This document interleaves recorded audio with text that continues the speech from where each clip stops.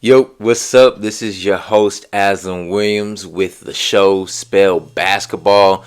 How y'all doing today? If y'all have not subscribed to this channel yet, go ahead and hit the subscribe button. This is the channel for all the things basketball, and I do have the stats, the facts, and all that, okay? Anyways, we are talking about Game 4 of the NBA Finals last night. Man, was it such a good game between the Denver Nuggets and the Miami Heat. But before we get into that, we have a special guest coming on Tuesday.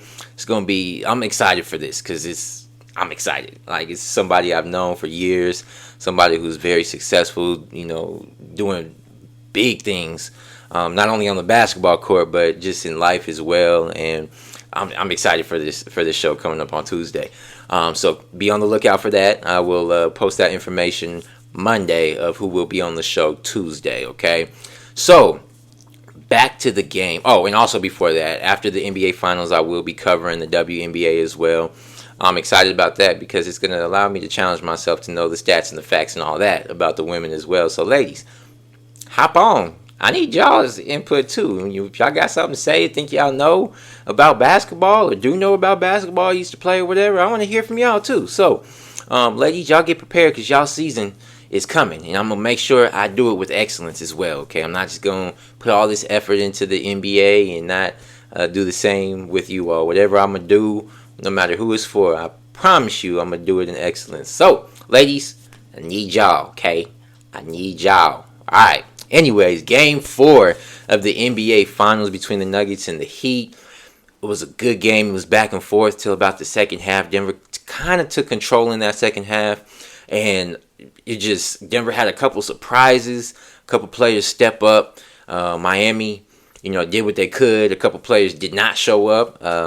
And the result ended in a Denver win. Going up 3-1. The score was 108-95. And you know me, we got one more win. Okay, we got one more win. Yes, one more win. So let's talk about the stats. Okay, let's talk about the stats and what happened in Game 4 of the NBA Finals. All right, so we had Aaron Gordon. Man, Aaron Gordon balled out last night. Aaron Gordon had 27 points, 7 rebounds, and 6 assists. Okay, followed up by that was Nikola Jokic with 23 points, 12 rebounds, and 4 assists. A little low on the assist side because if we remember in Game 2 when the Nuggets lost, Jokic only had 4 assists. However, not really anybody else stepped up in that game like they should have. And also, Jokic did twist his ankle early on, had to come out the game. And then also, Jokic got in foul trouble and was out majority of the third quarter and half of the fourth quarter as well.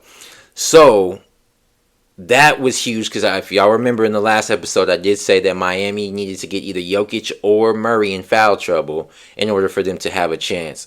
So that brings up the next player, Bruce Brown. Brucey! Okay, Bruce Brown had 21 points, 4 rebounds, and 2 assists. In that fourth quarter, Bruce erupted. Okay, Bruce just went off. Now, Bruce Brown is a baller. Like, I don't know if y'all paying attention, but the boy can play, okay? Jamal Murray had 15 points, 3 rebounds, and 12 assists. Jamal Murray just made history with the only player averaging 10-plus assists in all 4 games of the finals. So shout out to Jamal Murray on that. Michael Porter, still struggling, but he did manage to get in double figures last night with 11 points. Still has not knocked down a 3. Did knock down a 3 last night, but definitely made his layups and got to the rim a couple times. So that was good for Porter. But man, Bruce Brown and Aaron Gordon, stepped up. They had between them, they had 48 points between just those two.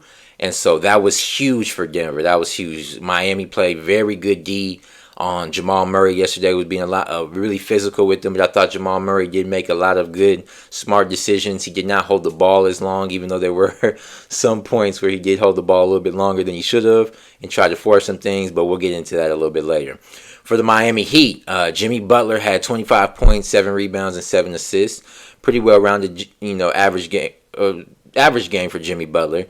Bam had 20, 11, and 3. 20 points, 11 rebounds, and 3 assists. Bam has continued to be consistent in these finals, and that's what the Heat have needed. Kevin Love, the X Factor, I thought at the beginning of the series as well, chipped in with 12 points last night and 4 rebounds.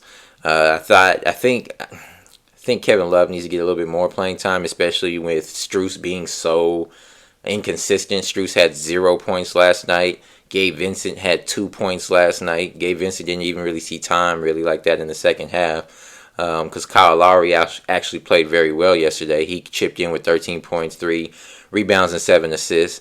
Caleb Martin had a slight Caleb Martin showing with 11 points. And then Duncan Robinson had 12 points yesterday. So, Miami had players scoring, but it just wasn't enough. And so you look at those numbers, you're like, man, they only had, 95 points. Like, it's crazy to think about. So for the field goal percentage, Denver shot 49.4 from the field. Miami shot 44.9. So Denver shot 5% better clip from the field goal range. From the three, though, this is where Denver improved because remember, Denver has not been shooting well from the three. I don't think they have been over 40% this series from three. But last night they shot 50% from the three, going 14-28. Miami, who has been the better 3-point shooting team this series, shot 32% from the free throw or from the 3-point line last night, shooting 8 of 25. And throughout these games, if you saw game 2, Miami shot the 3 very well, and that's the game they won. So it's seeming here that Miami has to shoot the 3 well, at least over 40% in order for them to be closer. From the free throw percentage, Denver shot 76.2%, making 16 free throws out of 21. Miami shot 85% from the free throw line, shooting 17, making 17 out of 20.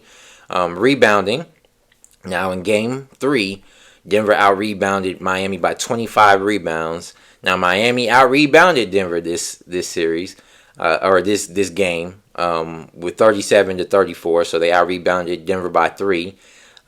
Denver had more assists with 26 to Miami's 23, and this is the other thing right here. Miami had 14 turnovers yesterday to Denver's 6.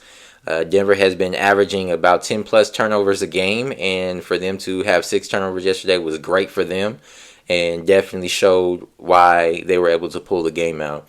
So in the game yesterday also, I've been mentioning this as well, the fourth quarter. Now the fourth quarter was tied. It was 22-22. However, Denver did not allow Miami to outscore them in the fourth quarter. And that's just been the Achilles heel for all the opponents that have faced the Miami Heat has been that fourth quarter.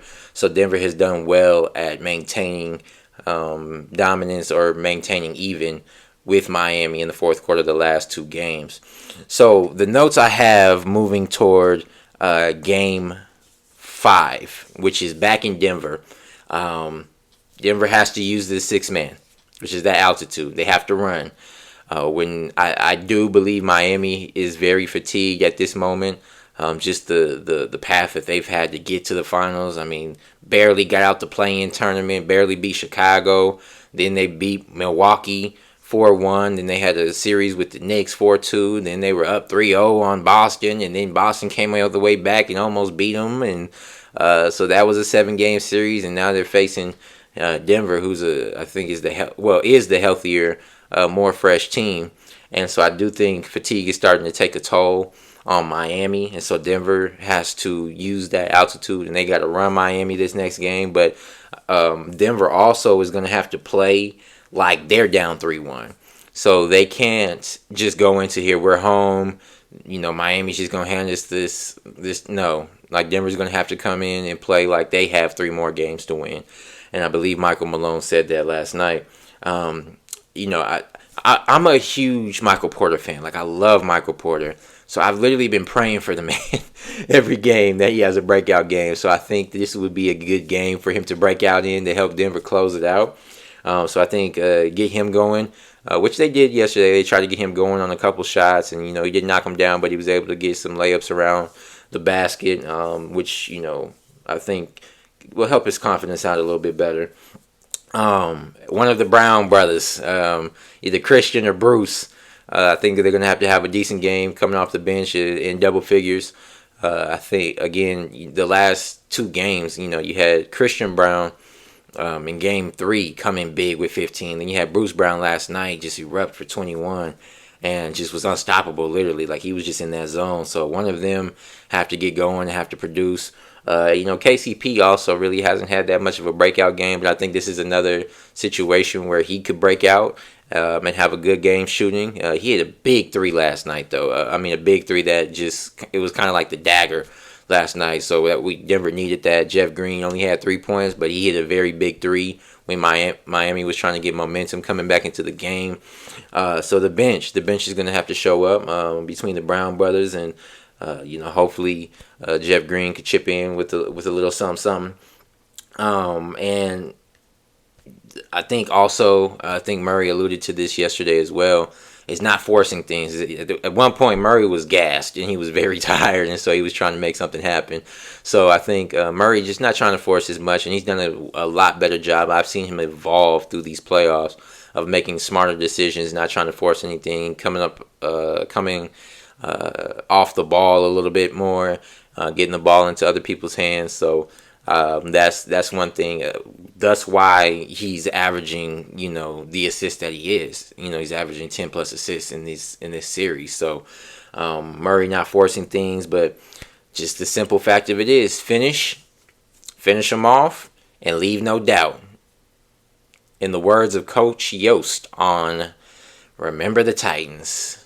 Leave no doubt. Okay, so that's what I think Denver needs to do for Game 4. Now for Miami, again, I stated those 3-point stats when Miami shoots over 40%. They shot almost 50% in Game 2, which is the game that they won. They have to knock down the 3, and so hopefully for them, Strus or Vincent or whoever's shooting the 3, they can knock down more 3s. And become more relevant. But that goes back to Strus and Vincent. They have to be more of a factor in the game. Again, Strus had 0 points last night, and Vincent had 2. Gabe Vincent has been somebody who's been consistent for Miami throughout these playoffs. And in this series, it's been up and down. He showed up in Game 2, and then the other 3 games hasn't really been a factor. It really hasn't shown up. So he has to show up for Miami. Again, I'll go back to what I said in Game 4. Miami has to try to get either Murray or Jokic in foul trouble. Again, Denver surprisingly had a pleasant surprise through Bruce Brown and Aaron Gordon yesterday with their performance. But even then, still, you took Jokic out the game, they still were kind of frazzled a little bit until they were able to figure it out and get those players going. And then I also thought, Aaron Gordon just stepped into confidence that was unstoppable. And once he gets into that mode, he's unstoppable. Knocking down the 3, the whole Aaron Gordon had a very well-rounded game. I think for Miami, just continue to stay close as you can.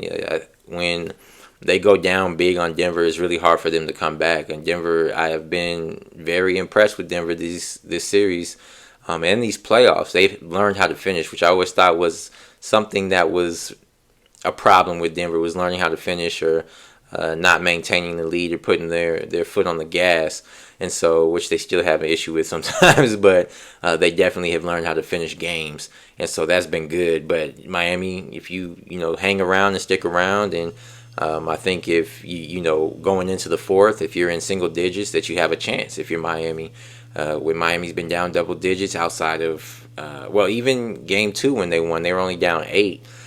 They were down 15 at one point, but going into the 4th quarter, they were down 8.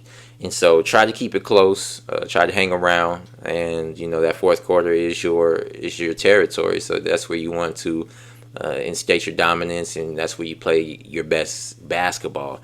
So hang around, and then just the obvious thing, play another game. This is the end of the season. This is the end of you trying to win a championship, so you have to leave it all out there on the court. So, and I feel like that point goes for both teams. Even though Denver's up one, they have to play again, like I said, like they have nothing left, and like they are about to lose, and like they're about to go home. So, this always comes down to a tale of who wants it the most, and you can clearly see both teams want it.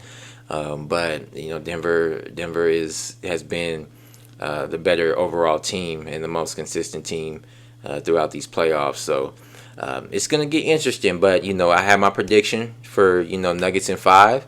I'm sticking to it, and I believe that it will happen. I do. I think Denver's gonna end it at home. I think it would be good for the city.